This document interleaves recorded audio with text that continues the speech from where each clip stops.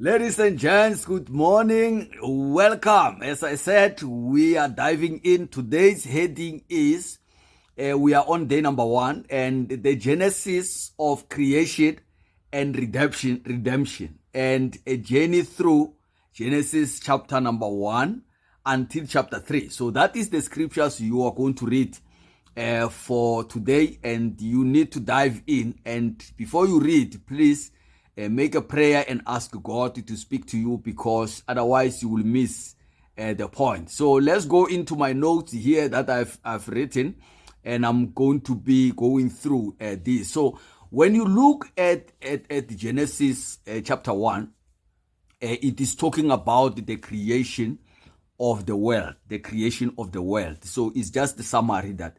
So it's talking about it gives you God's sovereignty in creation. So the chapter highlights God's creative power as he forms the universe out of nothing. And in 6 days, God created everything that we see: the light, the sky, the land, the seas, vegetation, the stars, the sun, the moon, animals, and lastly, creating us, human beings, or humanity. And the order and the design of that was each day reveals a purposeful and systematic design. God declares all creation a good, and he emphasizes its perfection and the harmony. So humanity's unique role in the creation is humanity is made in God's image and signifying a special relationship with him. So humanity is given a dominion over the earth. So we were given dominion over the earth, and we were tasked with the stewardship over all creation. I want you to take note of that, because not over all, there is no man there. When it says over all creation, that excludes men. So we were not given stewardship over other people, but we're given stewardship over all creation. So now, rest on the seventh day. So God on the seventh day rested, and that signifies that sanctifies that day, establishing the principle of Sabbath, which later became a trap for the Pharisees, because when Jesus came, he proved that they overlooked the commands of God, but they only respected the Sabbath, actually to want to do wrong, and they don't want to do right, because they said the Sabbath is no, you can't do anything on Sabbath, like many people are doing even today, that on Sabbath they are not doing certain things. So now, when you go into Genesis chapter number 2, the creation of humanity and the Garden of Eden, very interesting topic. So the focus on humanity is this chapter zooms on the creation of humanity and showing God's intimate involvement. And Adam is formed from the dust, that is the man, and life is breathed into him, demonstrating God's care and personal touch, because God loves us. He loves us so much. And the Garden of Eden was created. So God plants this garden, a paradise with everything humanity needs. And the tree of life and the tree of knowledge and good of knowledge of good and evil are also placed in the garden, introducing the concept of choice and obedience, because we as human beings, we are given a choice and obedience. We are given that free will. Like animals do not have such capability. So, and then there's also now an issue of companionship that God brings it on, recognizing Adam's need for a partner.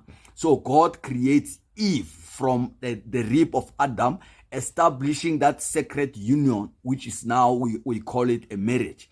And Adam and Eve are portrayed as living in harmony with each other, with the creation, which is the nature that they were living on with the garden, and also with God. God used to visit them. You will come and walk in the garden and meet with them daily. Can you imagine the experience that was there? It was an incredible life that these guys had, but they messed it up. When you go to chapter number 3 of Genesis, now there was a fall of humanity right after that good life that we're supposed to be having with no death. There was no killing when that chapter 2 was finishing. Everything was as smooth as a topping on top of that ice cream. But now on chapter number 3, the fall already it is here.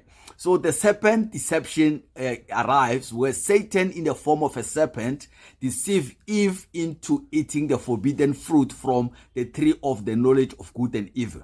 And Eve shares the fruit with Adam, and they both disobey God. So it's not only Eve, both of them disobeyed, because Adam could have said no, but he also joined in. So the consequence of sin, immediately Adam and Eve became aware of their nakedness, symbolizing their loss of innocence. Now they started to say, oh my goodness, we are not the dress.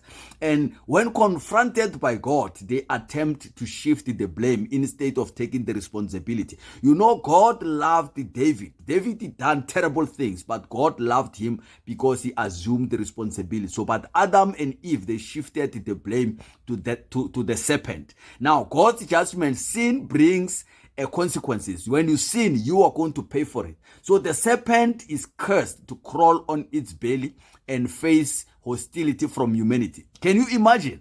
If you read at that chapter, you'll understand. The snake at some stage, I believe it had some feet. It had some feet, because it says here the serpent it started to crawl after it brought that deception. Can you imagine the snake having the legs and it is walking there? So that is the amazing story that you get when you read your Bible. You will be amazed. So Eve is subjected to pain in childbearing and relations challenges. So it means women supposed not to feel pain today when they give birth. And Adam faces toil and hardship in working the ground. Now Adam had to sweat for him to eat.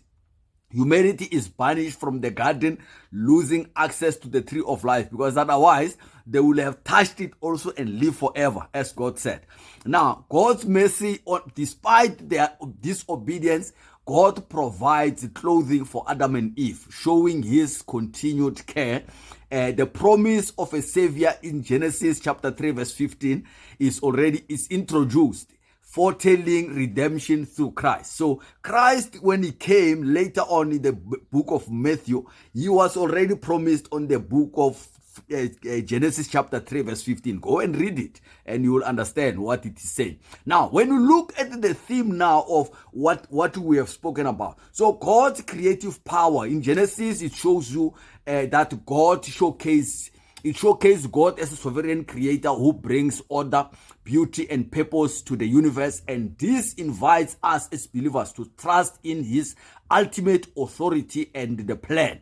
And humanity's purpose for us to be created. In chapter number 1 and 2, it highlights humanity's identity as an image bearer of God, ambassadors, and called to steward the creation's responsibility, and live with communion with God. That is why we were here. We were created. So the reality of sin in chapter 3, it explains the origin of sin and its devastating consequences, which include separation from God and introduction of suffering into the world.